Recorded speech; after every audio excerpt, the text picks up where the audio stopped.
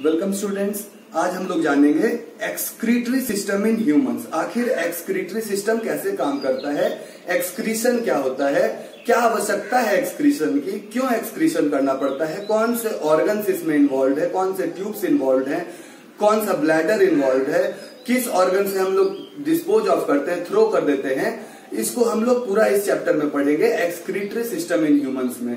तो सबसे पहले जो जानने की जरूरत है वो है कि एक्सक्रीशन है क्या और इसकी आवश्यकता क्या है।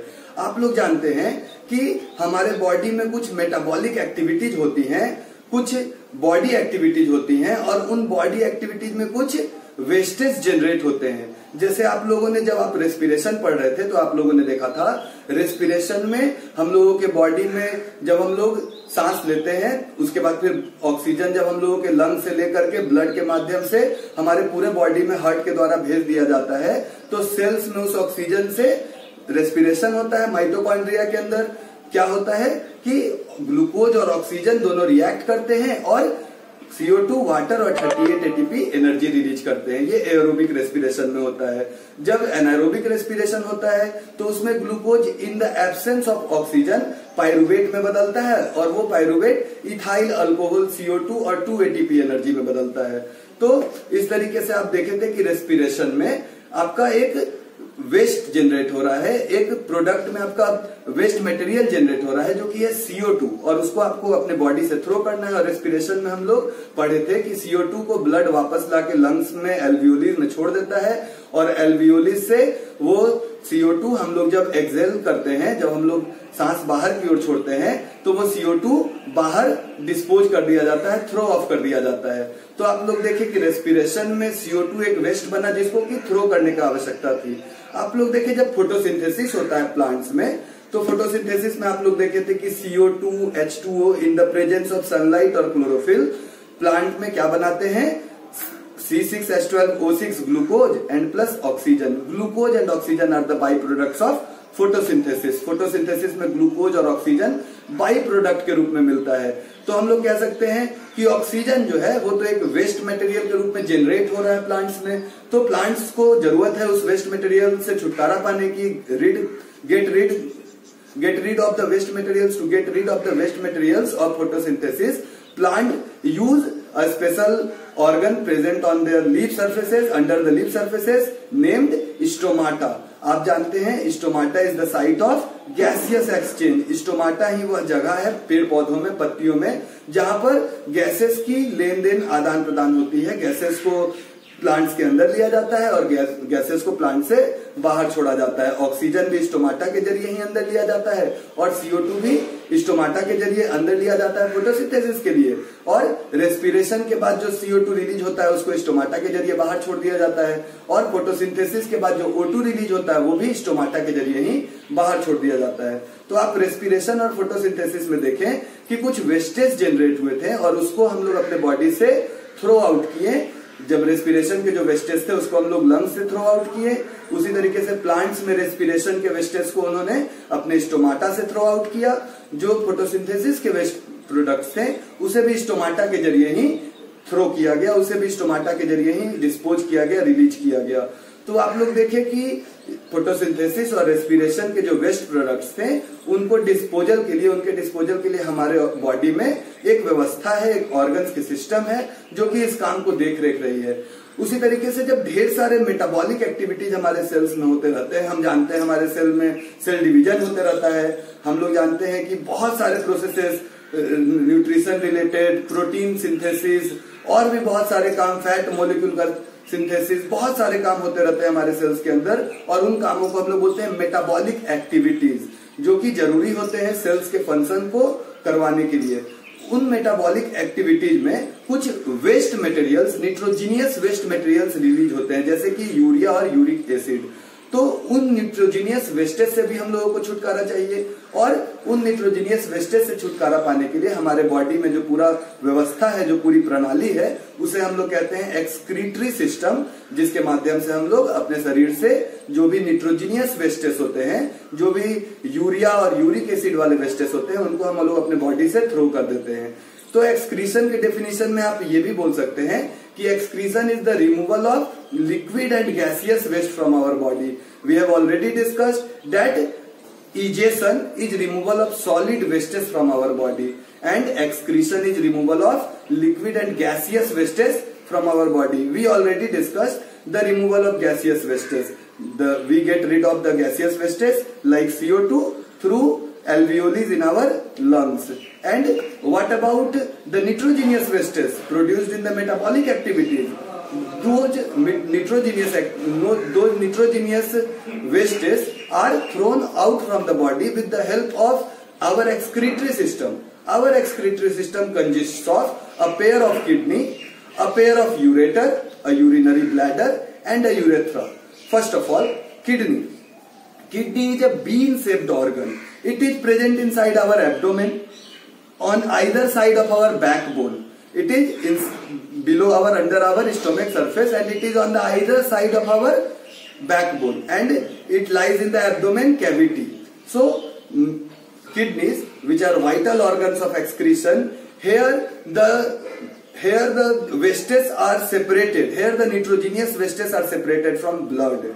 We know that all the nitrogenous wastes that are produced during the metabolic activity are present in blood, and they need to be removed or separated out from blood, and this thing is done in kidney, and this function takes place in kidney. Inside the kidney there are many smaller units, many units of kidney that do this filtration work. As in respiratory system we saw, our alveoli present inside our lungs contain thin cluster of blood capillaries, thin blood capillaries clusters. There were extensive clustering, extensive blood capillaries in the alveoli.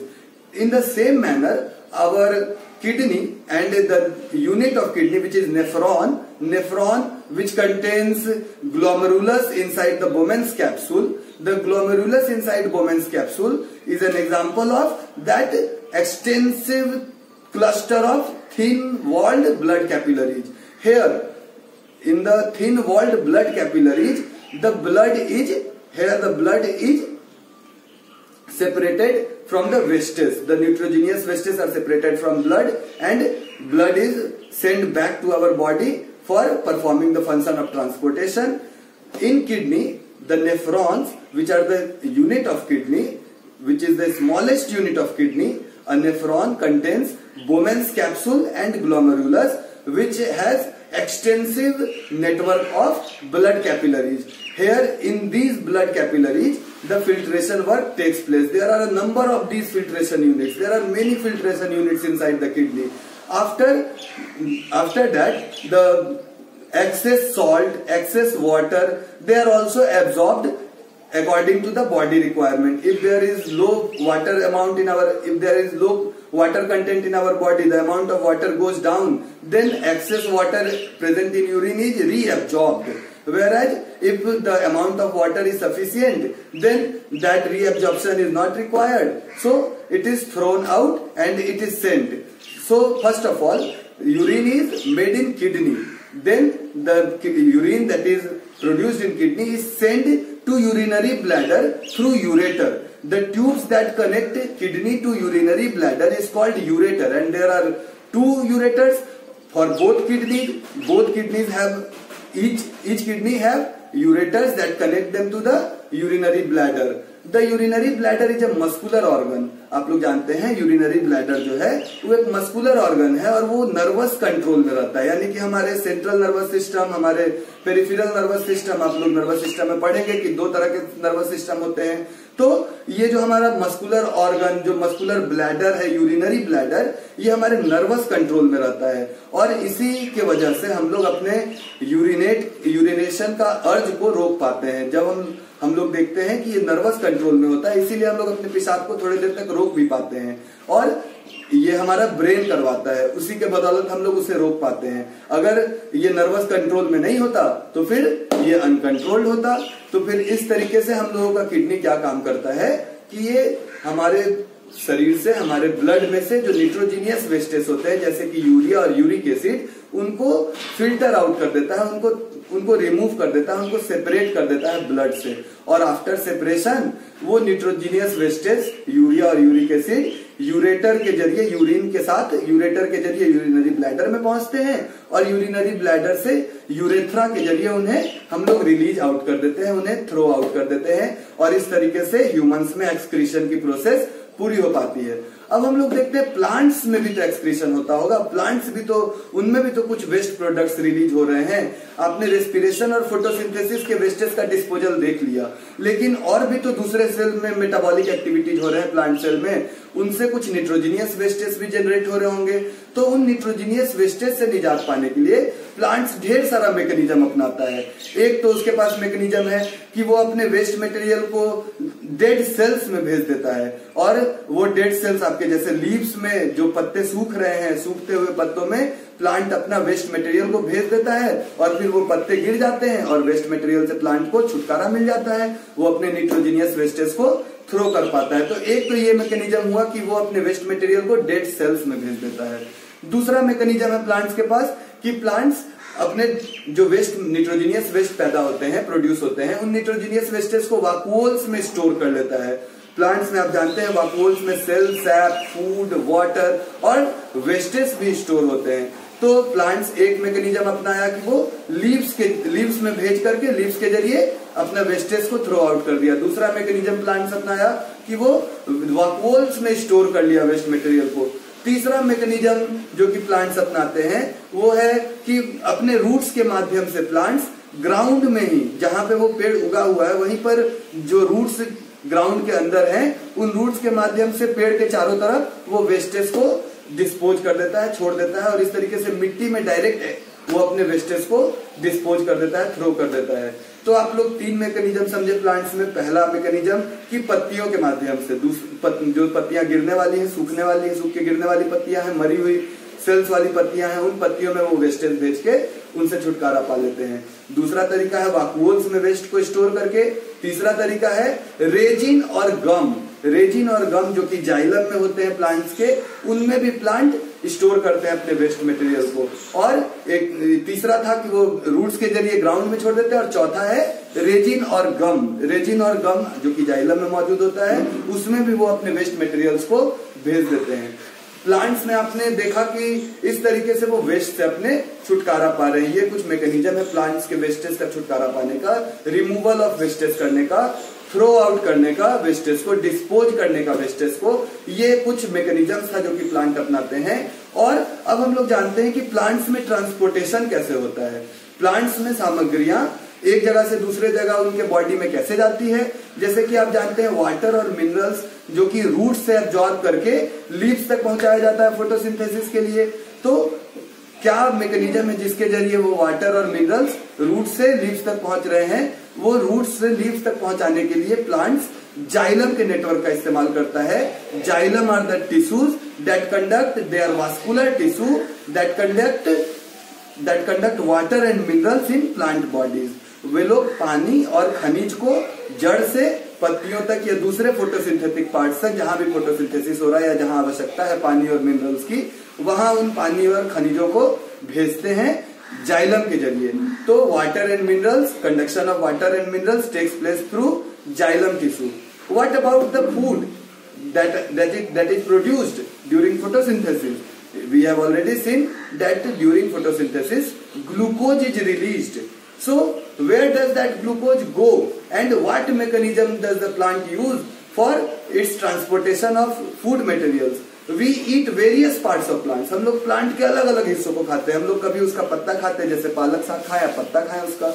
हम लोग कभी उसका फल खाते हैं, जैसे अभी mango season है, आप आम खाएंगे, वो उसका फल है। हम लोग कभी कभी उसका जड़ भी खा लेते हैं, जैसे आप गाजर खाते हैं। हम लोग कभी कभी उसका तना भी खा लेते हैं, कभी कभी उसका पत्ता, तना, जड़, फल, फूल, जो भी मटेरियल्स प्लांट के हैं हम उनको खाते हैं। तो जो भी चीज हम लोग प्लांट्स के खाते हैं उनमें फूड होता है, उनमें ग्लूकोज होता है। तो वो ग्लूकोज वहां कैसे पहुंचा, फल में ग्लूकोज कैसे पहुंचा, फूल में कैसे पहुंचा, जड़ में कैसे पहुंचा, तना में कैसे पहुंचा। पत्तियों में तो माना कि फोटोसिंथेसिस हुआ तो वहां पर था, लेकिन जड़ में, तना में, फूल में, फल में, इन सब जगह पर आखिर वो ग्लूकोज कैसे पहुंचा। तो उसको पहुंचाने के लिए प्लांट जो मैकेनिज्म इस्तेमाल करते हैं, जो ट्यूब इस्तेमाल करते हैं, उसका नाम है phloem. Phloem conducts food in plants. तो इस तरीके से ट्रांसपोर्टेशन हो पाता है प्लांट्स में फूड और मिनरल एंड वाटर्स का, वाटर मिनरल्स एंड फूड का। और इसके लिए वाटर मिनरल्स के लिए प्लांट जाइलम टिश्यू का इस्तेमाल करते हैं और फूड के लिए प्लांट्स फ्लोएम का इस्तेमाल करते हैं। तो इस तरीके से प्लांट्स में ट्रांसपोर्टेशन हो पाता है। आगे हम लोग वीडियो में प्रेजेंटेशन, जो हम लोग ग्राफिकल प्रेजेंटेशन अभी करेंगे, उसके माध्यम से इसको और अच्छे से समझेंगे, डायग्राम्स के जरिए समझेंगे और कुछ 3D डायग्राम्स और कुछ वीडियोस, क्लिप्स, उनके माध्यम से हम लोग इसकी अच्छी कॉन्सेप्ट बनाएंगे कि कैसे आखिर ट्रांसपोर्टेशन होता है, कैसे आखिर एक्सक्रीशन होता है प्लांट्स में और ह्यूमंस में। तो ध्यान से देखिए और अगर वीडियो पसंद आए तो लाइक, शेयर और सब्सक्राइब कीजिए।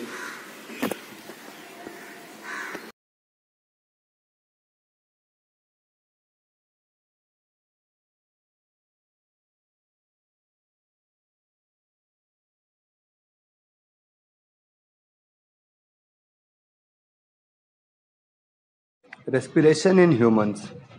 हम लोग जानते हैं कि ह्यूमंस का रेस्पिरेटरी सिस्टम में आपका नोज से स्टार्ट है, नोज, विंड पाइप, जिसको कि हम लोग ट्रैचिया भी बोलते हैं, ये नोज नेजल पैसेज होते हुए फिर आपका यहाँ पर pharynx, larynx, rings of cartilage, trachea, bronchi और ब्रॉन्चियोल्स में बदलते हैं।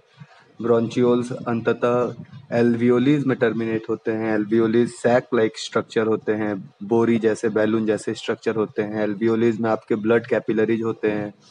वे ब्लड कैपिलरीज में आपके आरबीसी, डब्ल्यूबीसी, प्लेटलेट्स ये फ्लोट करते रहते हैं, जिसमें आरबीसी में मौजूद हेमोग्लोबिन जो है वो एक ऑक्सीजन सेंसिटिव पिगमेंट है और वो ऑक्सीजन को ट्रैप कर लेता है।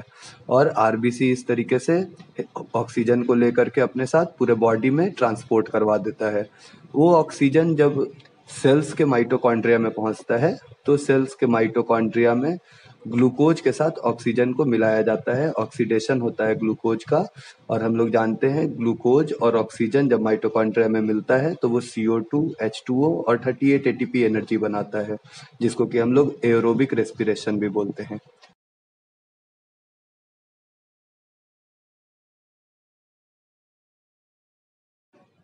Respiration in humans. हम लोग जानते हैं कि रेस्पिरेशन एक फंडामेंटल प्रोसेस है ब्रेकडाउन ऑफ ग्लूकोज का, ताकि एनर्जी रिलीज हो सके। आप लोग जानते हैं रेस्पिरेशन की शुरुआत आपके नोज से होती है। आपके नोज में आपका स्किन है नीचे में, उसके ऊपर लोअर कार्टिलेज, अपर कार्टिलेज, फिर बोन है। आप लोग जो सांस लेते हैं उसका पूरा जो पाथवे है वो आपके नाक से होते हुए, नेजल पैसेज से जाते हुए, फिर वो आपके फेरिंग्स, लैरिंग्स होते हुए, आपके विंड पाइप से होते हुए वो गुजरता है, जिसे हम लोग ट्रैचिया भी बोलते हैं। वो ट्रैचिया जब लंग्स में जाता है तो वो 2 पार्ट्स में स्प्लिट होता है और वो ट्रैचिया लंग्स में पहुंच करके ब्रॉन्ची कहलाता है। 2 ट्यूब्स जो लंग्स में बदले हैं वो ब्रॉन्ची कहलाए। वो ब्रॉन्ची आगे चल के और ब्रॉन्चियोल्स में बदलते हैं और अंततः वो ब्रॉन्चियोल्स एल्वियोलीज में टर्मिनेट करते हैं। जो एल्वियोलीज होते हैं वो सैक लाइक स्ट्रक्चर होते हैं, बोरी जैसे स्ट्रक्चर होते हैं। और एल्वियोलीज में हवा जाता है तो वो एल्वियोलीज भर करके हवा से वो फूलने लगते हैं। आप जानते हैं एल्वियोलीज में डेंस ब्लड कैपिलरीज का नेटवर्क पाया जाता है। इन ब्लड कैपिलरीज में ब्लड फ्लो होते रहता है और इन ब्लड में ब्लड के सेल्स होते हैं, आरबीसी, डब्ल्यूबीसी, प्लेटलेट्स, ये सब इनमें फ्लो करते रहता है कैपिलरीज में। जब हवा फेफड़ों के रास्ते ट्रैचिया, ब्रॉन्ची, ब्रॉन्चियोल्स होते हुए एल्वियोली में जब पहुंचता है तो एल्वियोली के निकट में जो भी ब्लड कैपिलरीज है वहां पर उन ब्लड कैपिलरीज और एल्वियोलर वॉल के बीच में डिफ्यूजन ऑफ गैसेस होता है और उसी डिफ्यूजन ऑफ गैसेस से जो आरबीसी होता है उसमें ऑक्सीजन को मिला दिया जाता है और आरबीसी ऑक्सीजन लेकर के वहां से आगे बढ़ जाता है और CO2 को वहीं पर डिफ्यूजन के जरिए एल्वियोली में ही छोड़ दिया जाता है। ये पूरा मैकेनिज्म है जिसके जरिए O2 को एब्जॉर्ब किया जाता है और CO2 को रिलीज किया जाता है। एब्जॉर्ब्ड O2 को आरबीसी अपने साथ लेकर के बॉडी के सारे सेल्स में पहुंचा देता है। और आप जानते हैं आरबीसी में हेमोग्लोबिन पाया जाता है। हेमोग्लोबिन एक ऑक्सीजन सेंसिटिव पिगमेंट है। जब भी ये ऑक्सीजन मॉलिक्यूल्स को अपने आसपास देखता है तो ये ट्रैप कर लेता है ऑक्सीजन को। ठीक है, तो हेमोग्लोबिन एक ऑक्सीजन सेंसिटिव पिगमेंट, और जब ये ट्रैप हो जाता है ऑक्सीजन तो ब्लड सेल्स इन ऑक्सीजन को बॉडी के डिफरेंट सेल्स में पहुंचा देते हैं, और फिर ये ऑक्सीजन सेल के माइटोकॉन्ड्रिया में पहुंचता है और वहां होता है रेस्पिरेशन का रिएक्शन। आप लोग जानते हैं C6H12O6 का मतलब ग्लूकोज है। ग्लूकोज का जब ऑक्सीडेशन होता है तो कार्बन डाइऑक्साइड, वाटर और 38 ATP एनर्जी रिलीज होता है, और इसे हम लोग एरोबिक रेस्पिरेशन भी बोलते हैं। Aerobic respiration, respiration in the presence of oxygen. आप लोग जानते हैं जितने भी ह्यूमंस हैं, दूसरे ऑर्गेनिजम्स हैं, वो एरोबिक रेस्पिरेशन का सहारा लेते हैं। कई बार ऐसा होता है कि ये जो रेस्पिरेशन है ये एब्सेंस ऑफ ऑक्सीजन में भी होता है और लैक ऑफ ऑक्सीजन में भी होता है। जब ये लैक ऑफ ऑक्सीजन में होता है तो ये लैक्टिक एसिड का फॉर्मेशन करवाता है, जिससे कि क्रैम्प्स होते हैं मसल में, और उन क्रैम्प्स की वजह से दर्द हो जाता है, पैर में खिंचाव हो जाती है। उन क्रैम्प्स को आप ठीक भी कर सकते हैं। और कई बार ऐसा होता है कि respiration in the absence of oxygen होता है और उसे हम लोग एनाएरोबिक रेस्पिरेशन बोलते हैं। इस तरह का रेस्पिरेशन हम लोग बैक्टीरियाज में, ईस्ट में आसानी से देखा जा सकता है। ईस्ट जो कि बर्डिंग से रिप्रोडक्शन करता है। आप लोग जानते हैं ईस्ट का इस्तेमाल हम लोग बहुत सारे चीजों में करते हैं, जैसे कि फर्मेंटेशन करवाने के लिए हम लोग ईस्ट से डॉ को फ्लफी बनाते हैं। ईस्ट से और भी फर्मेंटेशन प्रोसेस में हम लोग ईस्ट जो है वो हिंदी में ईस्ट को हम लोग खमीर भी बोलते हैं। और Good morning, students. Welcome to biology classes. Today we will study transportation in humans. What is the circulatory system and how does it functions in humans? What are the functions of heart, blood vessels, arteries, veins, capillaries? What is lymph? What is plasma? In this lecture, we are going to focus on these topics and how our heart, our pump functions. Keep watching and press like. Thank you. आइए जानते हैं हम लोग परिसंचरण तंत्र क्या होता है, वाहिका तंत्र क्या होता है, जिसे कि हम लोग सर्कुलेटरी सिस्टम बोलते हैं।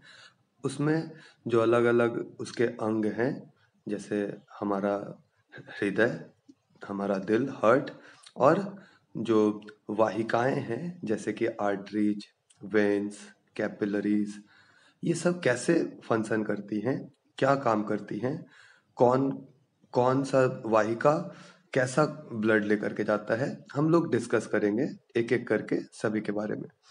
हमारा जो हृदय है, जो हमारा हार्ट है, वह एक मस्कुलर ऑर्गन है और उसमें ब्लड आते हैं, ऑक्सीजनेटेड और डीऑक्सीजनेटेड ब्लड। यह एक मस्कुलर ऑर्गन है जिसका कि आकार हमारी मुट्ठी जितना बड़ा होता है। ये हमारे फिस्ट के साइज का होता है।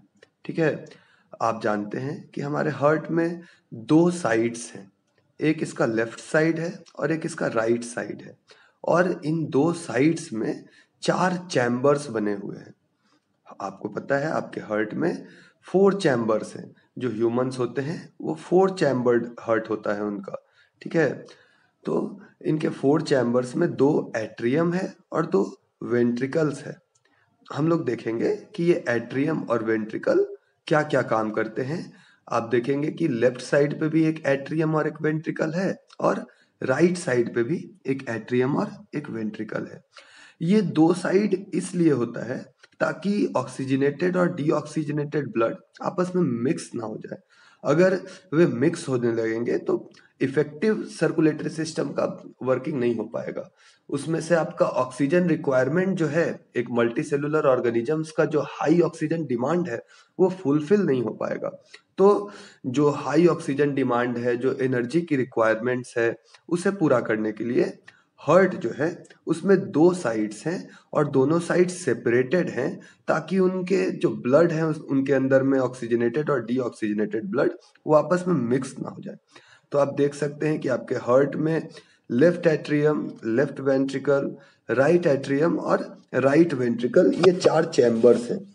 सबसे पहले क्या होता है कि लंग से आपका ऑक्सीजनेटेड ब्लड लेफ्ट एट्रियम में प्रवेश करता है और लेफ्ट एट्रियम में यह ब्लड लंग से पल्मोनरी वेन्स लेकर के आते हैं। पल्मोनरी वेन्स के माध्यम से सबसे पहले ब्लड लंग से आता है और लेफ्ट एट्रियम में एंटर करता है।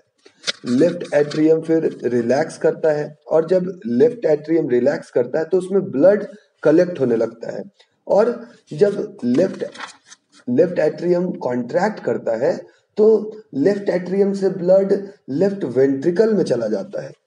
आप जानते हैं वेंट्रिकल्स जो होते हैं वो मस्कुलर होते हैं, थिक मस्कुलर वॉल्स होते हैं उनमें वेंट्रिकल्स में, क्योंकि उन्हें दूर तक पूरे बॉडी में ब्लड को पंप करना होता है, इसीलिए वेंट्रिकल्स जो होते हैं वो मस्कुलर होते हैं। उनके जो वॉल्स होते हैं वो थिक मस्कुलर वॉल्ड होते हैं। तो इस तरीके से आपका सबसे पहले ब्लड जो है लंग से ऑक्सीजनेटेड ब्लड प्रवेश करता है लेफ्ट एट्रियम में, लेफ्ट एट्रियम से ऑक्सीजनेटेड ब्लड लेफ्ट वेंट्रिकल में जाता है और फिर लेफ्ट वेंट्रिकल उस ऑक्सीजनेटेड ब्लड को अरोटा आर्टरीज के माध्यम से पूरे बॉडी में भेज देता है ताकि बॉडी के हर एक सेल को ऑक्सीजन मिल सके, ताकि उस ऑक्सीजन के मदद से ऊर्जा बन सके। तो इस तरीके से लेफ्ट एट्रियम में आया ऑक्सीजनेटेड ब्लड और लेफ्ट एट्रियम से ऑक्सीजनेटेड ब्लड फिर गया लेफ्ट वेंट्रिकल में और लेफ्ट वेंट्रिकल से उसे पहुंचा दिया गया पूरे बॉडी में। ठीक है, उसके बाद दूसरा फेज क्या है, अब हम लोग राइट साइड की ओर देखते हैं। राइट साइड में जो आपका राइट एट्रियम है, राइट एट्रियम में डीऑक्सीजनेटेड ब्लड आता है और यह ब्लड पूरे बॉडी से आता है। पूरे बॉडी से डीऑक्सीजनेटेड ब्लड आकर के राइट एट्रियम में एंटर करता है। राइट एट्रियम रिलैक्स करता है और उसमें ब्लड कलेक्ट होने लगता है। जब राइट एट्रियम कॉन्ट्रैक्ट करता है तो ये डीऑक्सीजनेटेड ब्लड को राइट वेंट्रिकल में भेज देता है। फिर राइट वेंट्रिकल, यहाँ पर फिर से आप जानते हैं कि राइट वेंट्रिकल के जो वॉल्स होते हैं वो थिक मस्कुलर वॉल होते हैं। राइट वेंट्रिकल पहले तो रिलैक्स करता है और उसमें डीऑक्सीजनेटेड ब्लड कलेक्ट होता है।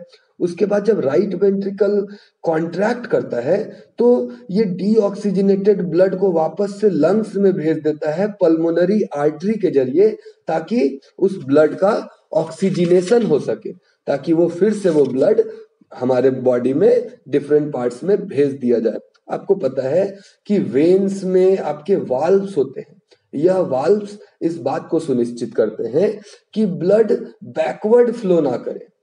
फिर से आप जानते हैं आपके ब्लड में प्लाज्मा होता है। जो प्लाज्मा होता है वो एक फ्लूइड है जिसमें कि आपके सारे लिम्फ प्लाज्मा आपके फ्लूइड है जिसमें कि आपके सारे सेल्स फ्लोट कर रहे हैं, सारे कंपोनेंट सेल के फ्लोट कर रहे हैं। लिम्फ एक टिश्यू फ्लूइड है। आप जानते हैं लिम्फ को टिश्यू फ्लूइड भी बोला जाता है। जब कुछ मात्रा में जब प्लाज्मा जिसमें कि प्रोटीन्स है, ब्लड सेल्स है, ये सब जब टिश्यूज के बीच के गैप्स में जब ये चले जाते हैं तो इसे हम लोग टिश्यू फ्लूइड या लिम्फ के नाम से जानते हैं। लिम्फ जो है वो डाइजेस्टेड फूड, एब्जॉर्ब्ड फैट जो कि इंटेस्टाइन से आ रहे हों, और ये सबको अपने साथ लेकर के फ्लो करवाता है। ये फ्लूइड मीडियम में ही ये सारा कुछ जमा होता है, एब्जॉर्ब्ड फैट, डाइजेस्टेड फूड, और जो एक्सेस फ्लूइड होता है ये भी कभी कभी वापस इंट्रासेलुलर टिश्यू स्पेसेस के बीच से इसको वापस ब्लड में भी भेज दिया जाता है। तो लिम्फ जो है वो टिश्यू फ्लूइड है जिसमें कि आपका red blood cell, white blood cell, platelets और आपके सारे दूसरे कंपोनेंट जैसे कि डाइजेस्टेड फूड, एब्जॉर्ब्ड फैट, ये सब आपके फ्लोट करते हैं लिम्फ में। ठीक है, उसके बाद फिर हम लोग जानते हैं कि हमारा जो ब्लड है उसमें डिफरेंट टाइप्स ऑफ थिंग्स है। ब्लड एक फ्लूइड कनेक्टिव टिश्यू है। ब्लड एक ऐसा टिश्यू है जो कि हम लोगों के बॉडी को कनेक्ट करवाता है, हमारे डिफरेंट पार्ट्स को कनेक्ट करवाता है और उन पार्ट्स के बीच में ये सुनिश्चित करता है ट्रांसपोर्टेशन का। ये ऑक्सीजन का ट्रांसपोर्टेशन करवाता है, ब्लड के माध्यम से CO2 हमारे बॉडी के डिफरेंट पार्ट्स से लंग्स में पहुंच के वापस इसको हम लोग एक्सहेल आउट करते हैं।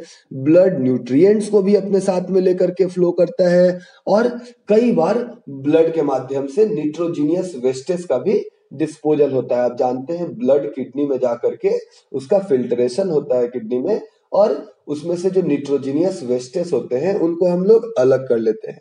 अब ब्लड में एक मैकेनिज्म है जिसके जरिए अगर कहीं भी ये पूरे तंत्र में, इस पूरे वाहिका तंत्र में, परिसंचरण तंत्र में अगर कभी कोई गड़बड़ी आ जाए, अगर कभी कोई इंजरी आ जाए, अगर कभी कोई हिस्सा पे नुकसान पहुंच जाए, तो हमारे ब्लड में मौजूद जो प्लेटलेट्स होते हैं वो प्लेटलेट्स जा करके उस नुकसान वाले जगह को, इंजर्ड जगह को वो ठीक करते हैं, वो वहां का हील करते हैं। Blood platelets are responsible for blood clotting. they plug the areas where there is any injury, and when they plug the area, the loss of blood from that area or region is prevented. So platelets play crucial role in maintaining and protecting the whole circulatory system. If any part of our body, if we get cut in any part of our body, we see blood rushing out of our capillaries and veins.